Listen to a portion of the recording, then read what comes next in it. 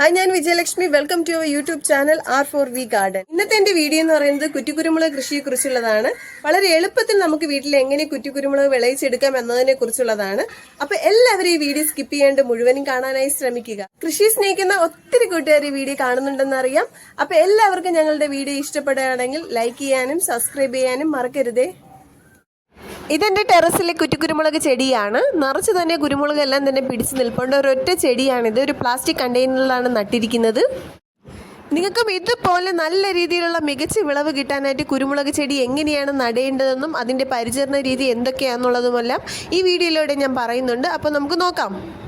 എല്ലുപൊടി, വേപ്പിൻ പിണ്ണാക്ക്, ചാണകപ്പൊടി, മണ്ണ് ഞാൻ കുമ്മായിട്ട് ട്രീറ്റ് ചെയ്ത മണ്ണാണ് യൂസ് ചെയ്തിരിക്കുന്നത്. അതിൽ മരപ്പൊടിയും കൂടി ചേർത്ത് മിക്സ് ചെയ്തിട്ടുണ്ട്. മണ്ണിന് നല്ല ഇളക്കം കിട്ടാനായിട്ട് ചകിരിച്ചോറ് യൂസ് ചെയ്യാവുന്നതാണ്. ഞാൻ മരപ്പൊടിയാണ് യൂസ് ചെയ്തിരിക്കുന്നത്. ഇതെല്ലാം തന്നെ നന്നായിട്ട് മിക്സ് ചെയ്തെടുക്കാം. അതിനുശേഷം നല്ല നിറയെ ഹോൾസ് ഉള്ള ഒരു ഗ്രോ ബാഗിൽ നമുക്ക് ആദ്യം കരിയില നിറയ്ക്കാവുന്നതാണ്. അതിലേക്ക് നമ്മൾ ഒരുക്കി വെച്ചിരിക്കുന്ന പോട്ടി മിക്സ് നിറച്ചു കൊടുക്കാവുന്നതാണ്. ഇനി നമുക്ക് നഴ്സറിയിൽ നിന്ന് വാങ്ങിച്ച കുരുമുളക് ചെടിയെ നമ്മുടെ കണ്ടെയ്നറിലോട്ട് നടാവുന്നതാണ്. അതിന് കുരുമുളക് ചെടി ഒന്ന് സപ്പോർട്ട് ചെയ്ത് തിരിച്ച് പിടിച്ചതിന് ശേഷം അതിൻ്റെ കണ്ടെയ്നർ കുറച്ചൊന്ന് കുലുക്കി കൊടുത്താൽ അതെല്ലാം തന്നെ ഇളകി വരുന്നതാണ്, വേരൊന്നും തന്നെ പൊട്ടാതെ. ഇനി നമുക്ക് ഇതിനെ ഒരുക്കി വെച്ചിരിക്കുന്ന നമ്മുടെ മണ്ണിലോട്ട് നടാവുന്നതാണ്. ഇതിൻ്റെ ചുവട്ടിൽ കുറച്ചുകൂടി മണ്ണിട്ട് കൊടുത്ത് നമുക്കിതിൻ്റെ വേരുഭാഗം എല്ലാം തന്നെ മണ്ണ് വെച്ച് കവർ ചെയ്തെടുക്കാവുന്നതാണ്. ചെടിയുടെ ചുവട്ടിൽ നമുക്ക് കരിയില കൊണ്ട് പുതയിലിട്ട് കൊടുക്കാവുന്നതാണ്. മണ്ണിൽ ഈർപ്പം നിലനിർത്താൻ ഇത് ചെടിയെ സഹായിക്കും. കാലക്രമേണ ഇത് പൊടിഞ്ഞ് ചെടിക്ക് തന്നെ വളമായി മാറുന്നതാണ്. നട്ട് കഴിഞ്ഞതിന് ശേഷം ചെടിയെ നമുക്കൊരു 5 ദിവസം തണലത്ത് വെച്ച് നോക്കാം. അതിനുശേഷം മാത്രം വെയിലത്ത് വെച്ചാൽ മതി. കുറ്റിക്കുരുമുളക് ചെടി നല്ല കരുത്തോടുകൂടി വളരാനും മണ്ണിലൂടെയുള്ള കീടങ്ങളെയെല്ലാം നിയന്ത്രിക്കാനുമായിട്ട് നമുക്ക് സ്യൂഡോമോണസ് 20 ഗ്രാം 1 ലിറ്റർ വെള്ളത്തിൽ കലക്കി അതിൻ്റെ ചുവട്ടിലെ ഇലകളിലും ഒക്കെ തന്നെ സ്പ്രേ ചെയ്ത് കൊടുക്കാവുന്നതാണ്. സ്യൂഡോമോണസ് 20 ഗ്രാം എന്ന് പറയുന്നത് ഒരു തീപ്പെട്ടി കൂടിൽ കൊള്ളാവുന്ന അത്രയുമാണ്. 10 ദിവസം കൂടുമ്പോൾ നമ്മൾ ചെടികളുടെ ഇലകളിലും മൂട്ടിലും ഇത് സ്പ്രേ ചെയ്ത് കൊടുക്കേണ്ടതാണ്. കുറ്റിക്കുരുമുളക് ചെടി ചെറുതായിരിക്കുമ്പോൾ തന്നെ നമുക്ക് ചെടികൾക്ക് താങ്ങ് കൊടുക്കണം. ചെടി വളർന്ന് അത് നിറച്ച് കുരുമുളക് മണികൾ ഉണ്ടായി നിൽക്കുമ്പോൾ നമ്മൾ താങ്ങ് കൊടുക്കുകയാണെന്നുണ്ടെങ്കിൽ ഒരുപക്ഷെ അത് മുട്ട് വെച്ച് ഒടിഞ്ഞു പോകുന്നതാണ്. കുരുമുളക് ചെടിയിൽ ഉണ്ടാകുന്ന എല്ലാ തിരികളും തന്നെ മണികളായി മാറി വരാൻ നമ്മൾ ചെയ്യേണ്ട ഒരൊറ്റ കാര്യമെന്ന് പറയുന്നത് ചെടിയെ നനച്ചു കൊടുക്കുമ്പോൾ അതിൻ്റെ തിരികൾ വീഴത്തക്ക രീതിയിൽ വേണം നനയ്ക്കാനായിട്ട്. കാരണം അപ്പോഴാണ് പരാഗണം നടക്കുന്നത്. ചെടികളിലുണ്ടാകുന്ന ഇലമഞ്ഞളിപ്പ് മാറ്റാനും അതുപോലെ തന്നെ ചെടികളിൽ നിറയെ തിരികൾ ഉണ്ടാകാനുമായിട്ട് നമ്മൾ ചെടിക്ക് കാൽസ്യം നൽകേണ്ടതുണ്ട്. വർഷത്തിൽ 2 പ്രാവശ്യം നമ്മളിത് ചെടിക്ക് കൊടുക്കണം. ഡോളോമൈറ്റ് ഒരു വലിയ സ്പൂൺ വെള്ളത്തിൽ കലക്കിയിട്ട് നമുക്ക് ചെടികളുടെ ചുവട്ടിൽ ഒഴിച്ചു കൊടുക്കാവുന്നതാണ്. ഞാൻ എടുത്തിരിക്കുന്ന നനഞ്ഞ ഡോളോമൈറ്റാണ്, അതാണ് ഇങ്ങനെ ഇരിക്കുന്നത്. ചെടിക്ക് നൽകേണ്ട വളപ്രയോഗം എന്ന് പറയുമ്പോൾ ചാണകപ്പൊടി, ആട്ടിൻ വളം, അതുപോലെ തന്നെ കമ്പോസ്റ്റ്, ജൈവ സ്ലറി ഒക്കെ കൊടുക്കാവുന്നതാണ്. നമ്മുടെ കയ്യിൽ എന്താണോ ഉള്ളത് അത് നമുക്ക് ചെടിക്ക് കൊടുക്കാവുന്നതാണ്.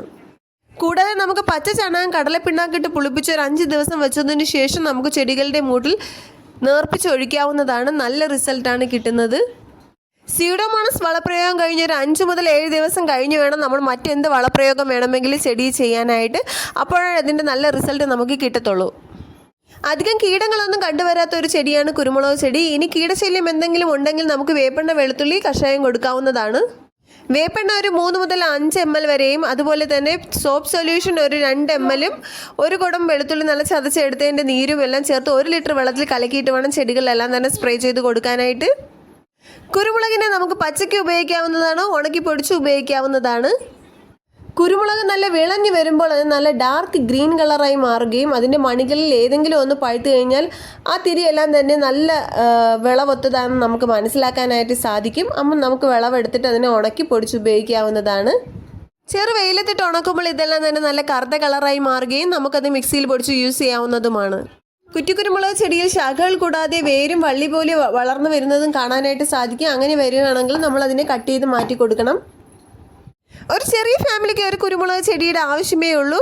നമ്മുടെ വീട്ടിലേക്ക് ആവശ്യമായിട്ടുള്ള കുരുമുളക് നമുക്ക് പച്ചയ്ക്ക് ചെടിയിൽ നിന്ന് പറിച്ച് ഉപയോഗിക്കാവുന്നതാണ്.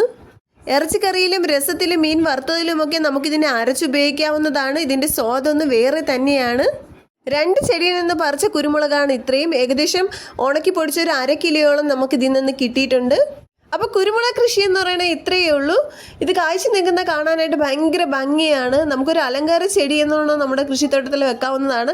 നിറച്ച് മണികളായിട്ട് നിൽക്കുന്ന കുരുമുളക് ചെടി കാണുമ്പോൾ നമ്മുടെ കണ്ണിനും മനസ്സിനും ഒക്കെ സന്തോഷം തോന്നുന്ന ഒരു കാര്യമാണ്. നമുക്കിതിൻ്റെ പ്ലാസ്റ്റിക് കണ്ടെയ്നറിലും ചട്ടികളിലും അതുപോലെ തന്നെ ഗ്രോ ബാഗ്സിലും ഒക്കെ തന്നെ കൃഷി ചെയ്യാവുന്നതാണ്. ഒരു കുരുമുളക് ചെടിയുടെ വിലയെന്ന് പറയുമ്പോൾ 80 മുതൽ 100 രൂപയാണ്. അപ്പോൾ നമ്മൾ അത്രയും രൂപ ഇൻവെസ്റ്റ് ചെയ്താൽ നമുക്ക് വർഷം മുഴുവൻ കുരുമുളക് നമ്മുടെ തോട്ടത്തിൽ നിന്ന് പറിച്ച് ഉപയോഗിക്കാൻ സാധിക്കുന്നതാണ്. കൃഷി നമുക്ക് മാനസിക ഉല്ലാസത്തിനോടൊപ്പം തന്നെ ശരീരത്തിന് നല്ല ആരോഗ്യം നൽകുന്നതെന്നാണ്.